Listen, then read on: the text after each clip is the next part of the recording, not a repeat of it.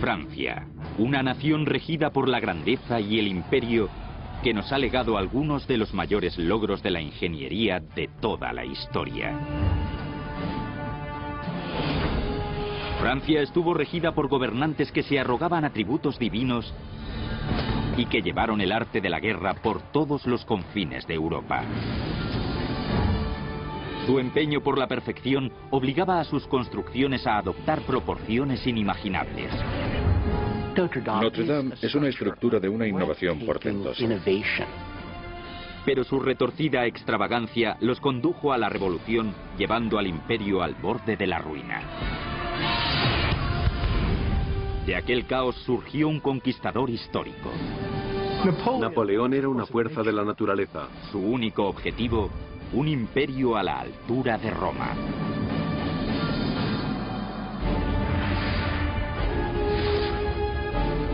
La construcción de un imperio. Napoleón, el gran constructor.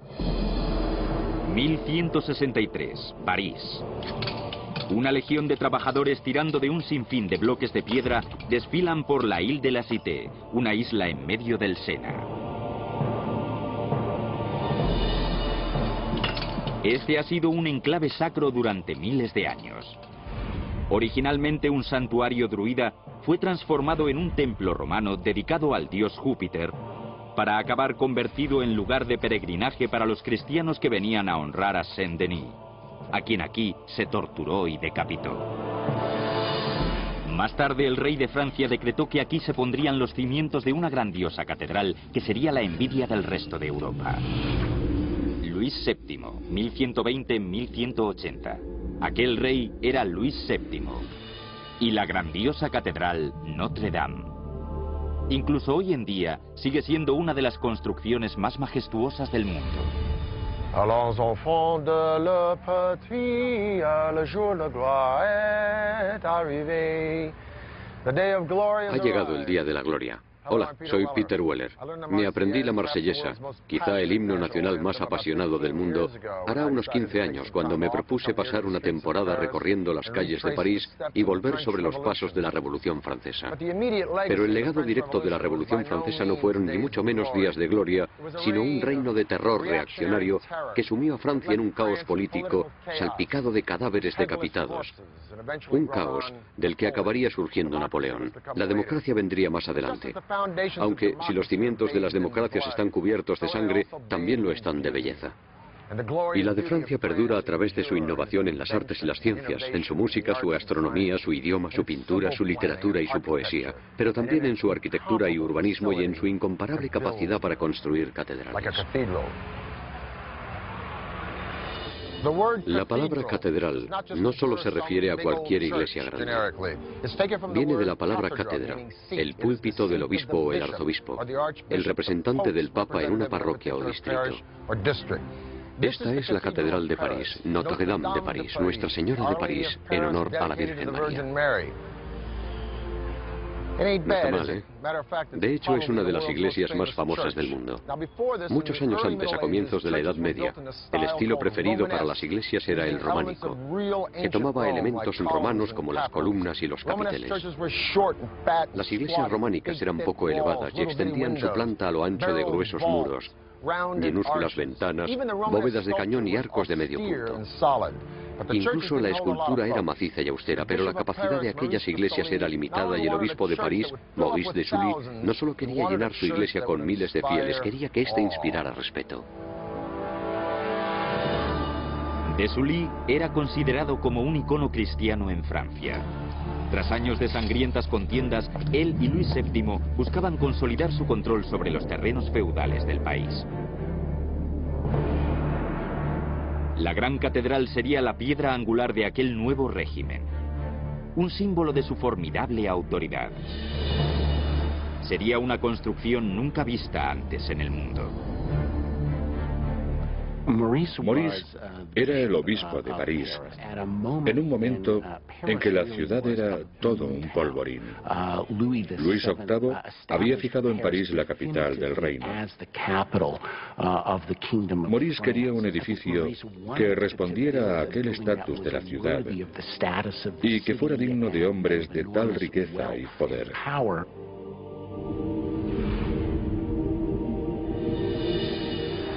Los 2 siglos que se tardó en construir Notre Dame, del año 1100 al 1300, es el periodo que denominamos gótico.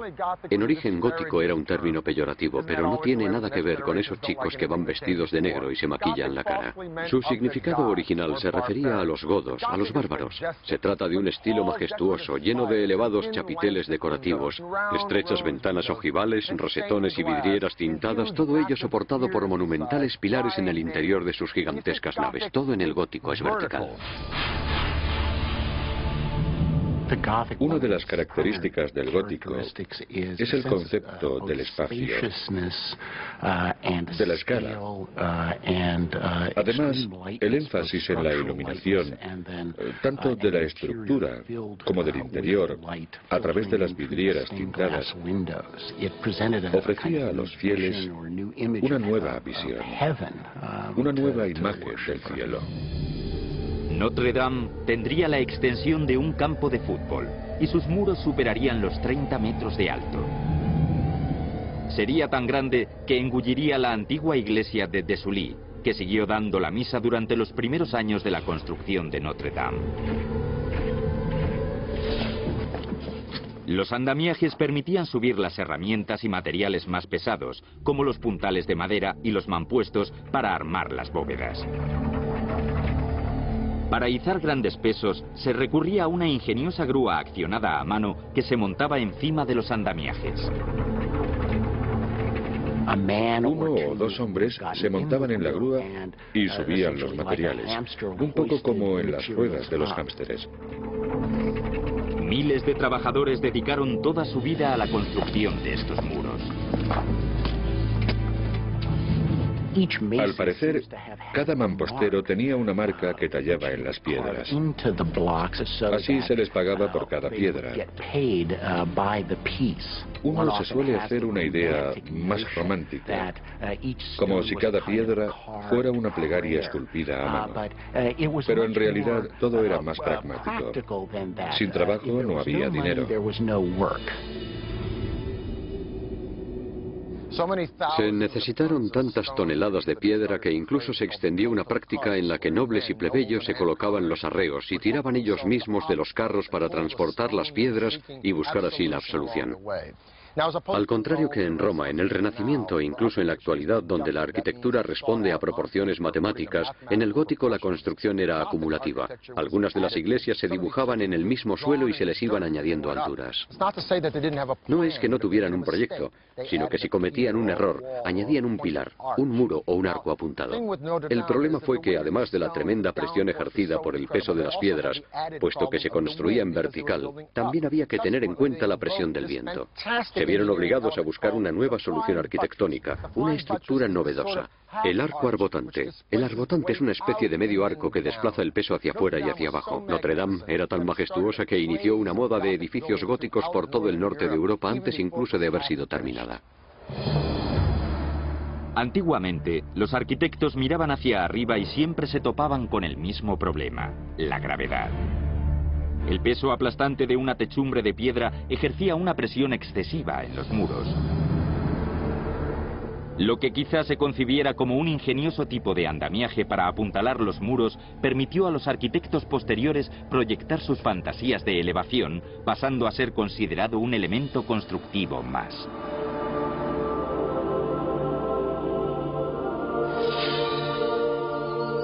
Gracias a este apoyo, los muros de contención podrían albergar enormes huecos para las gigantescas vidrieras que antes hubieran sido impensables debido a la fragilidad de las paredes. En 1190 se finalizaron los muros de las naves norte y sur. Las torres occidentales ya estaban en marcha. Serían independientes del resto y albergarían el Gran Rosetón occidental, quizá la vidriera más famosa del mundo.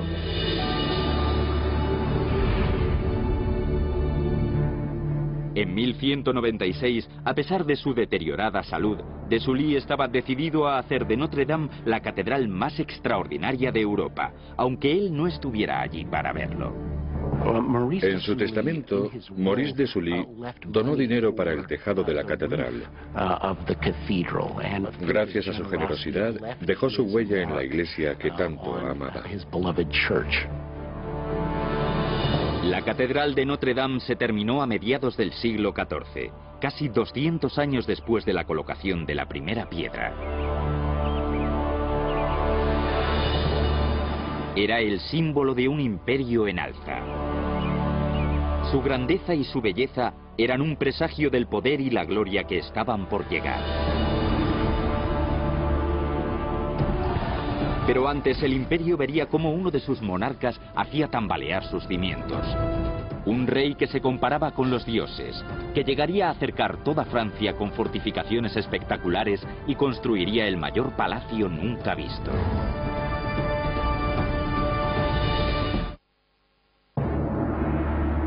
(1648). Francia tiene una nueva familia real, la Casa de los Borbones. El país acaba de dejar atrás siglos de sangrientas contiendas y devastadores brotes de peste. El nuevo rey ni siquiera había cumplido los 10 años. Su nombre era Luis XIV. Luis subió al trono en una época en la que los nobles, que habían perdido su pulso por el poder, no estaban dispuestos a olvidar. Con un niño al mando vislumbraban una oportunidad. La sublevación de los nobles obligó al joven Luis y a su familia a esconderse hasta que pudieron recuperar el control. Y Luis juró que nunca dejaría que su autoridad fuera puesta en entredicho. Luis XIV, 1638-1715. A medida que el niño crecía, también lo hacía su afamado gusto por la extravagancia, en especial por los gigantescos proyectos arquitectónicos. Luis estaba decidido a construir un monumento no a Dios, como podía ser Notre Dame, sino a sí mismo. En un cambio radical con el pasado, Luis se hizo con el control absoluto al llevar la corte fuera de París, hasta un pequeño pueblo a 21 kilómetros al sur, un pueblo llamado Versalles.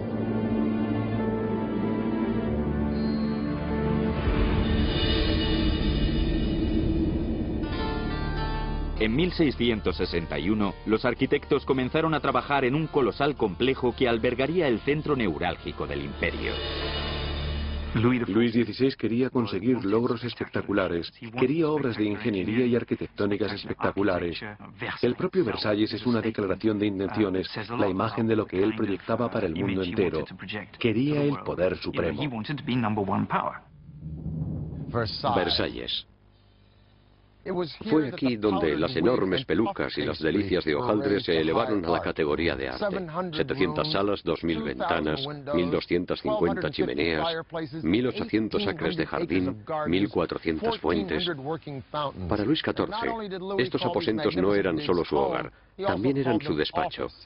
Porque si uno es rey, no tiene que ir al trabajo, el trabajo viene a uno. Al fin y al cabo es el hombre que dijo, «L'État c'est moi», el Estado soy yo.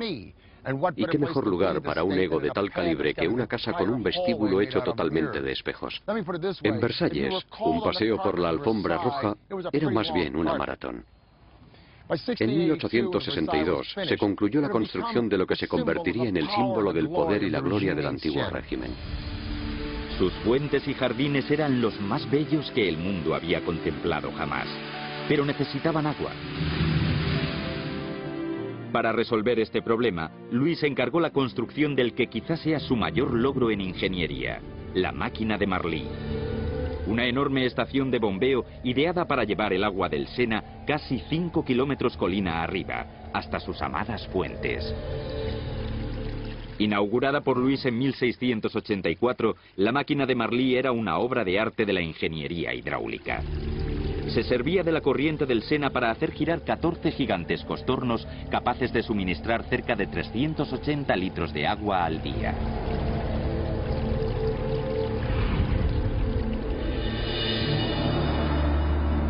En su imaginación, Luis había trascendido la mera mortalidad hasta el punto de identificarse con Apolo, el dios griego del sol. Llegó incluso a adoptar el nombre de el Rey Sol.